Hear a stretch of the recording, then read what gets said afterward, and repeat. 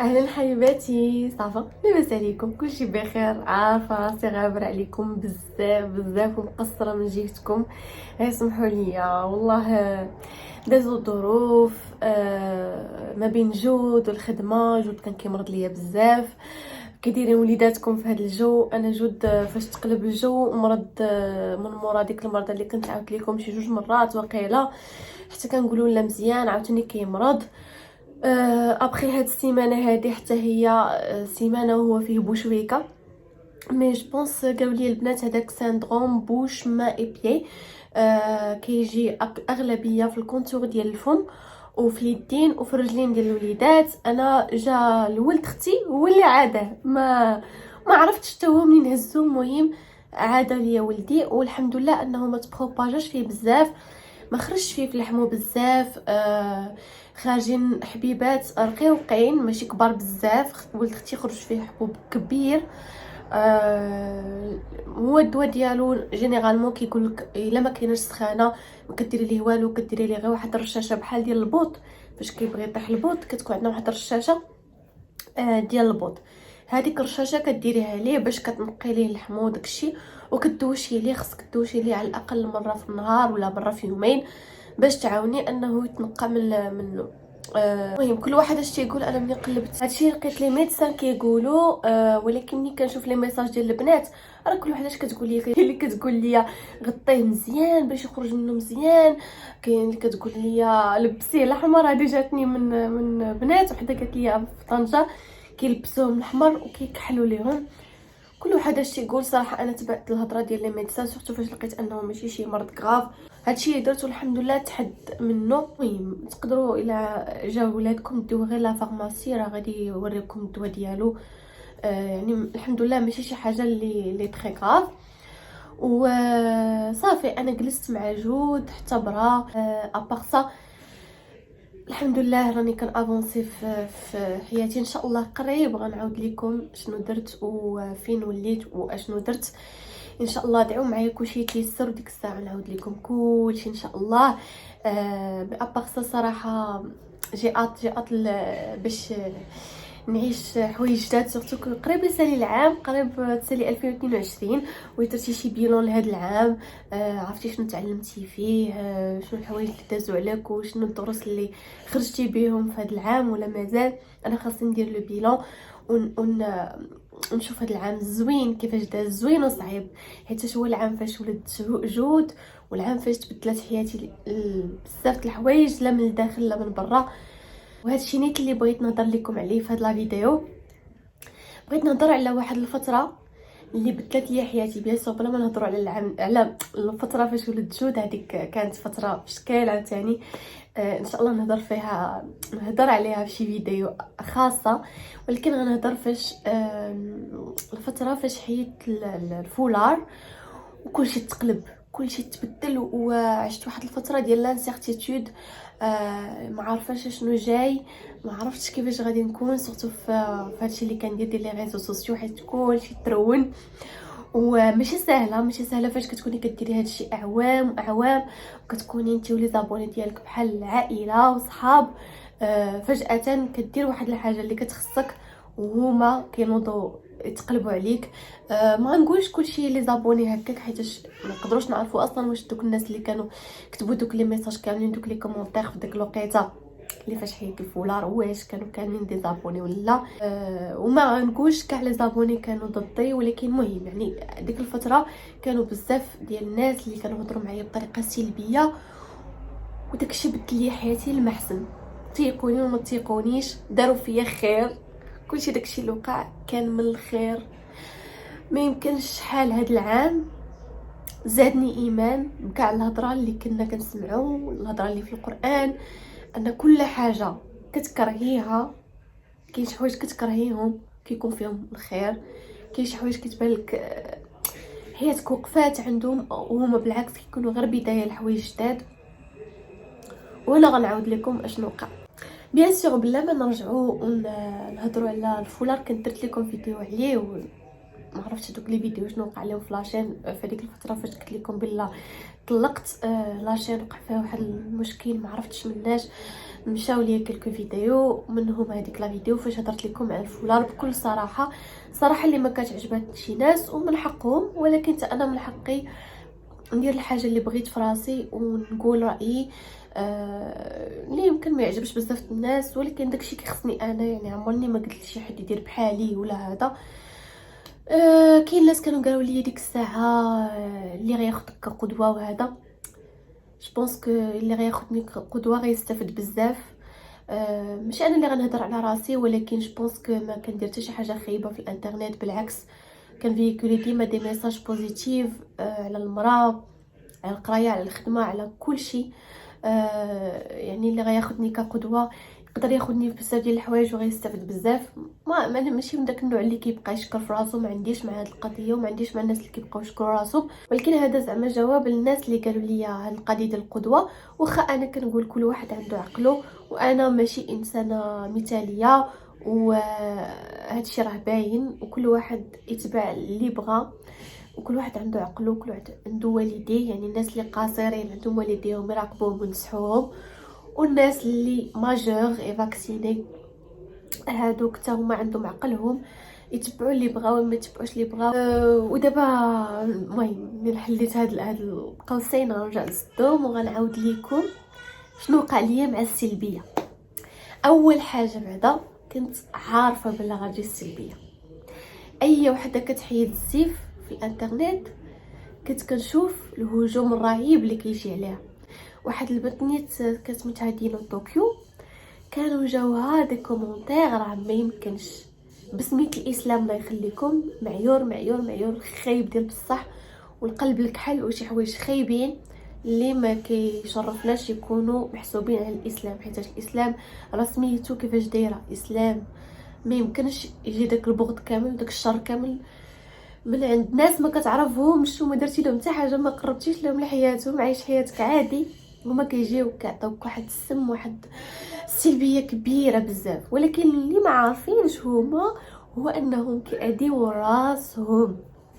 وهنا انا جاياكم. المهم في الاول نهار بغيت ندير داكشي اللي بغيت في راسي، بيان سور كانسانه حال البروفيل ديالها بوبليك، عرفت بلا غادي يجيني بحال ديك الهضور، غادي يجيوني بحال ديك الكومونتير، وكل واحد غيقول اللي بغا، وانا ما نقدرش نحبس شي حد يقول داكشي اللي بغا. شحال قدك تحبس؟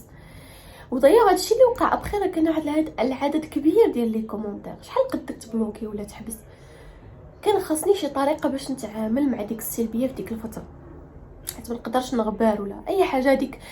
هذيك خدمتي لا كرياسيون دو كونتوني، ولات خدمتي مع الوقت، وليت كانت نتعاقد مع دي مارك باش نخدم معاهم، كنعطيهم الكلمه، كاين انغاجمون. يعني ما نقدرش نخلي داكشي، خاصني نجيري ما باج، خاصني نجيري ما كوميونيتي، خاصني نجيري داكشي اللي غادي يوقع.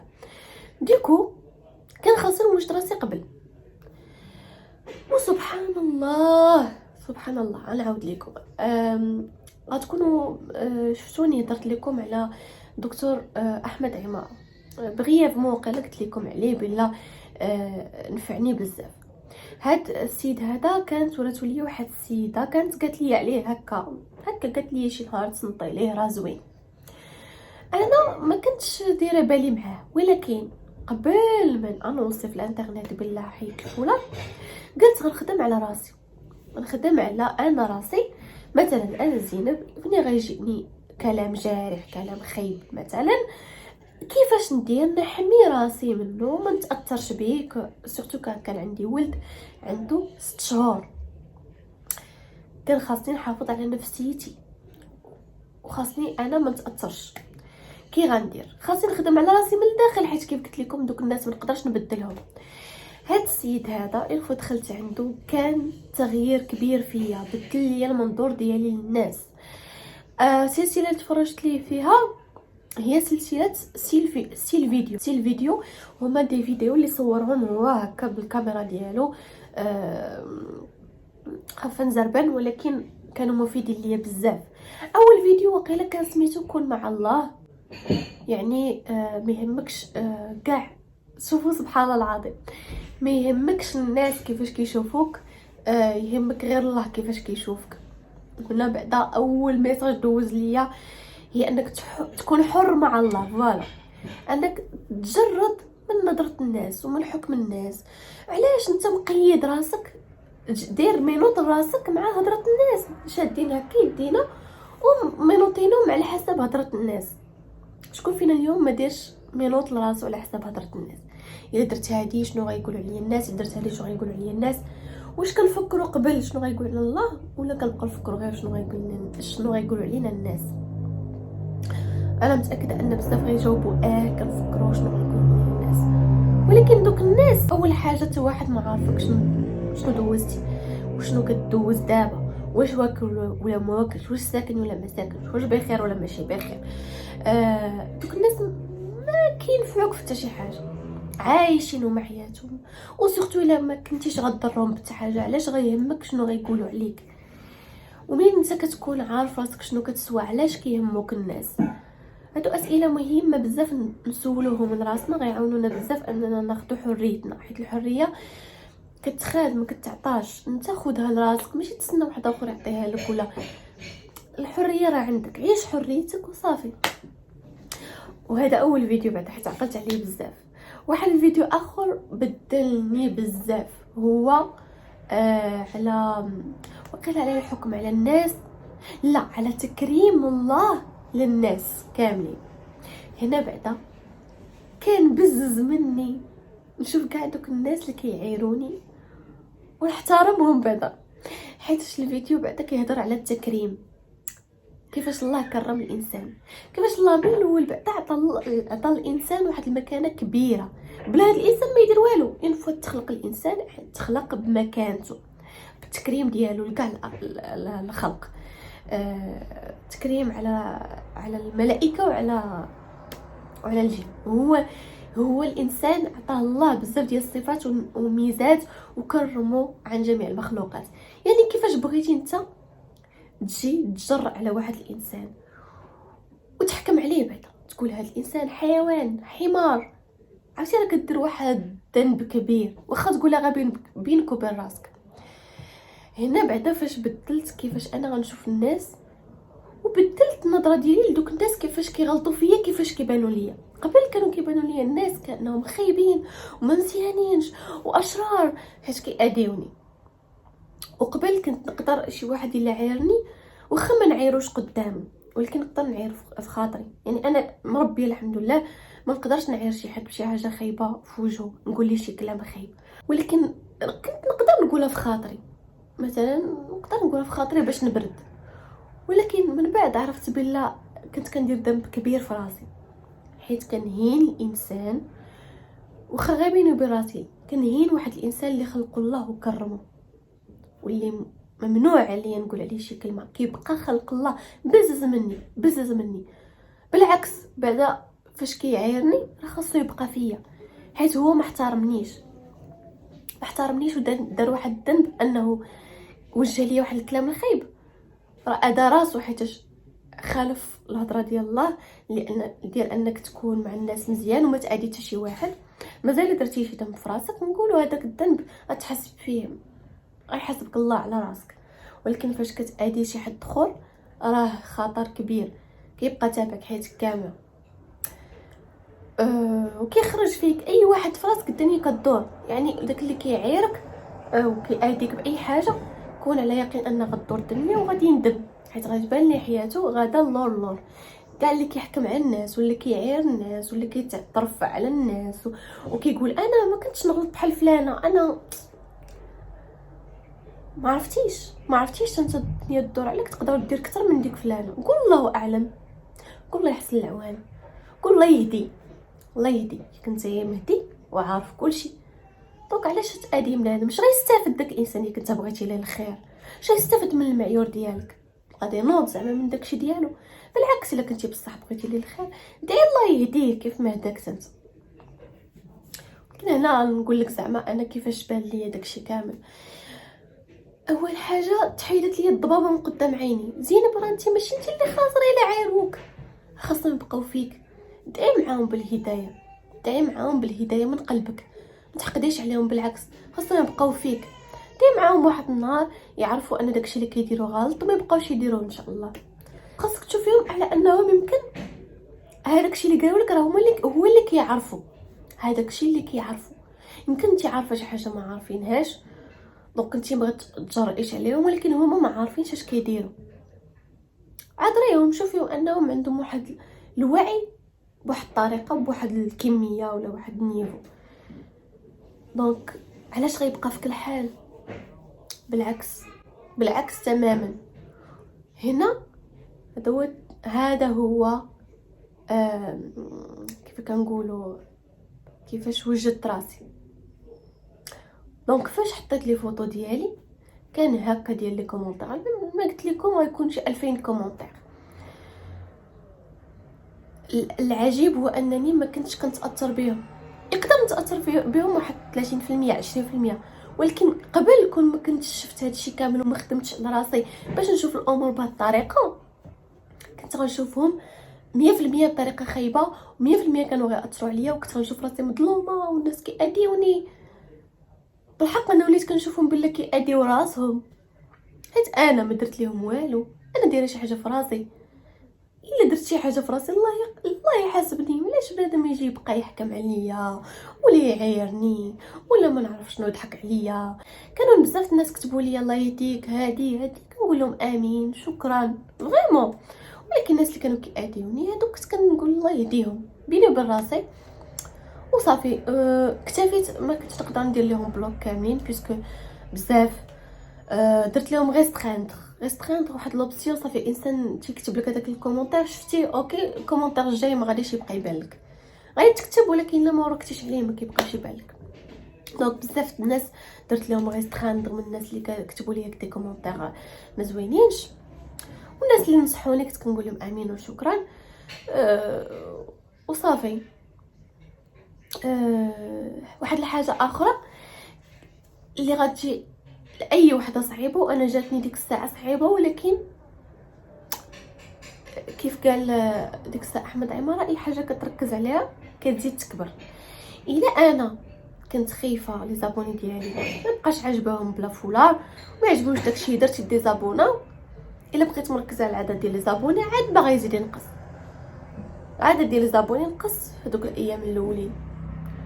حيت كاين اللي صافي ما كيتقبلش انك درتي واحد الحاجه في راسك، كيقول لك انا درتي ديك الحاجه انا ما بقيتش معاك. هو حر. انا اصلا بغيت الناس يكونوا معايا اللي حرين في راسهم، اللي كيتقبلوا الحريه ديال الاخر. وهادشي اللي قلت اللي بغى يمشي، اللي ما تقبلش اني درت حاجه في راسي وانا ما درت ليه هو والو، الله يعاون، انا ما عندي ما ندير ليه. صافي اللي ما بغانيش راه ماشي بزز.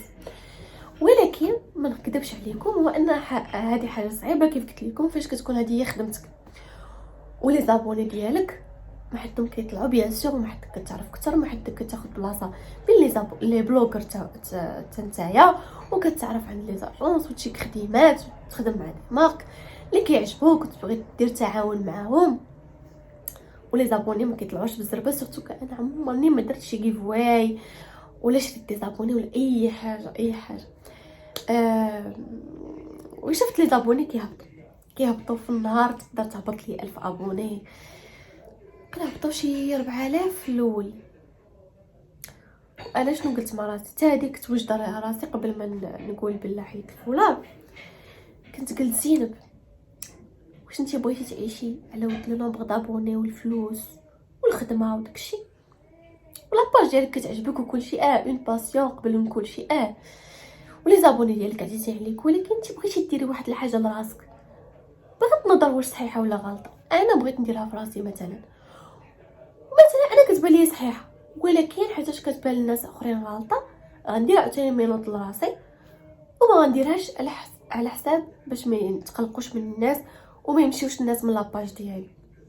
ولكن انا واحد النهار فاش غنشرف ونكون عشت حياتي شنو غادي نقول، ما جربتش اصلا، ما درتش تجارب ديالي، ما درتش لي شوا ديالي، بقيت تابعه غير شنو غيبغيو الناس كصوره ليا، صورتي كيفاش دايره قدام الناس وكل شيء.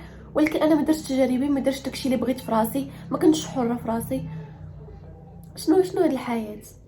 وانا نقول زينب صافي واخا يبقى عندي 0 ابوني، المهم انا درت داكشي اللي انا بغيت لراسي وصافي.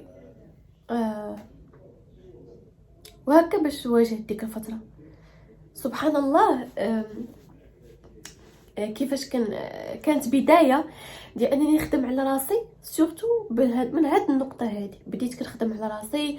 من تما بقيت كنشوف بزاف ديال الحوايج، منهم لا نوسيون ديال التقبل، كيفاش انك تقبل اي حاجه طرات في حياتك. صافي طرات، غير كتعذب راسك انها كاينه في حياتك. مثلا تولدتي في بيئه ما عجباكش، ما نجحتيش في شي خدمه ولا في شي دراسه، مثلا ما صدقش لك واحد شريك الحياه، كتبقى تقول علاش وكيفاش وهذا الشيء كيزيد يمرضك. مع هذا السيد هذا اكتشفت ان الحل الوحيد هو التقبل، هو انك تقبل اي حاجه ماشي بايدك، وما تركزش عليها والا غادي تزيد. الا بقيتي كتقول لا لا لا انا ما بغيتش تكون طرا ليا هذا الشيء، انا بيان سور ما كنهضرش على انك ما دير والو باش تبدل السيتوياسيون ديالك، ولكن ما ترفضش شنو وقع لك في حياتك. صافي تقبل داكشي اللي وقع لك في حياتك، تقبل داكشي اللي داز وزيد بالقدام. هذه احسن حاجه تعلمتها واكتسبتها في هذيك الفتره واللي نفعتني. شوفوا سبحان الله كيف قلت لكم، كانت هاد الحاجه هذه بدلت بزاف د الحوايج فيا، من غير على كيفاش نتعامل مع السلبيه في لي ريزو سوسيو ولا اي حاجه. تعلمت بزاف ديال الحوايج واكتسبت منها بزاف ديال الحوايج الحمد لله. وعسى ان تكرهوا شيئا وهو خير لكم. وواحد النقطه على احمد عماره كاين اللي ما كيعجبوش.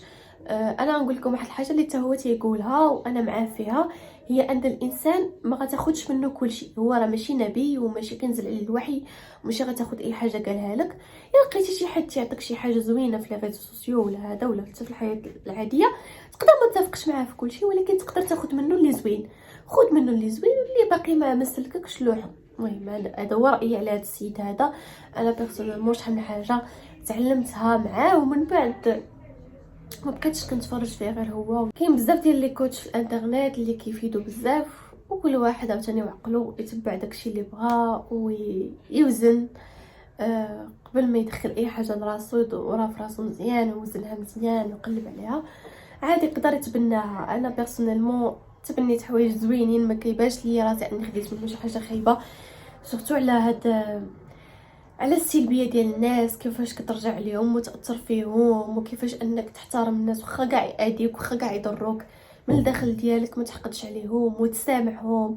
تعلمت تسامح وتغفر، بزاف د الحوايج تعلمتهم في هذيك الفتره وعاونوني. من بعد راكم كتشوفوا من بعد شهرين طلقت، من بعد شهرين ما حيدت الفولار طلقت، وعاود تاني رجعت على داكشي اللي خدمت عليه في راسي، لقيت راسي الحمد لله ماشي ديك زينب القديمه اللي ما كتقبلش ولا اللي كتشوف الامور بطريقه سلبيه. العكس تماما، تبدلت بزاف وهذا الشيء نفعني بزاف. والفتره ديال الطلاق دازت عليا اهون من اللي كانت غدوز عليا كون كنت زينب ديال قبل.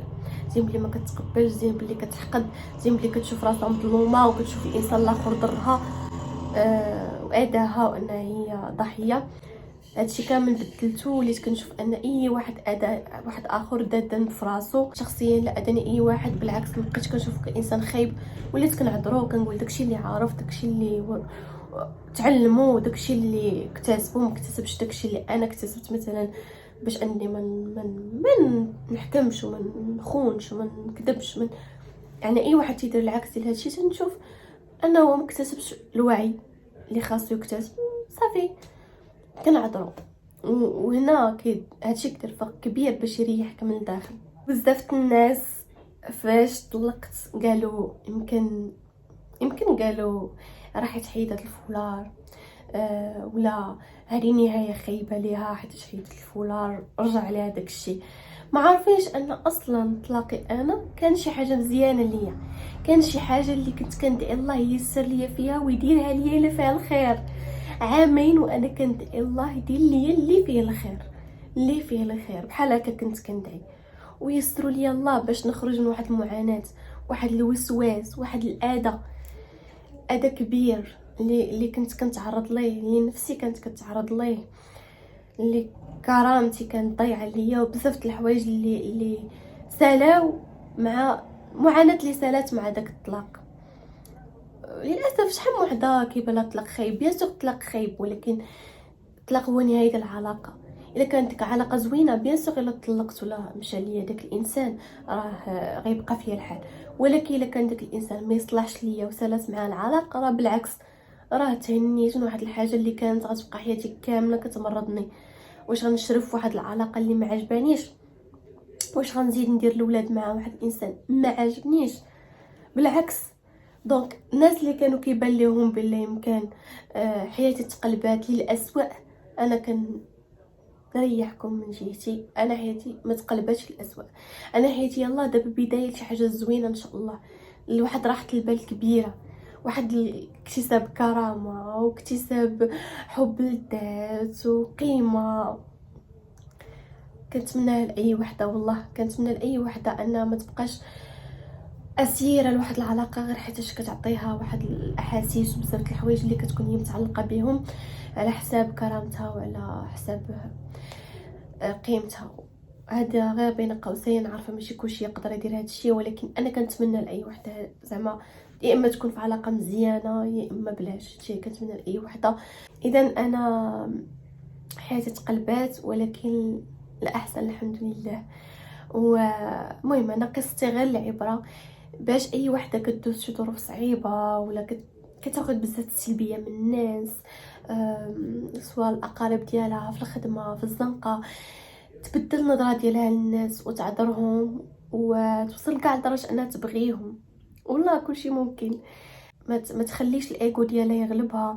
بحال مثلا انا القصه ديال في الفراق ديالي، اي واحده اخرى كانت الايغو ديالها غادي يغلبها اكثر ودير بزاف د الحوايج خايبين، تما كتحلي واحد الباب ديال الحوايج خايبين عليك نتيا. يعني لا واخا كيبان لك راسك كتسترجع حقك وما عرف شنو، ولكن انت عارفه ديغيير هذاك الانسان الاخر غيتاذى.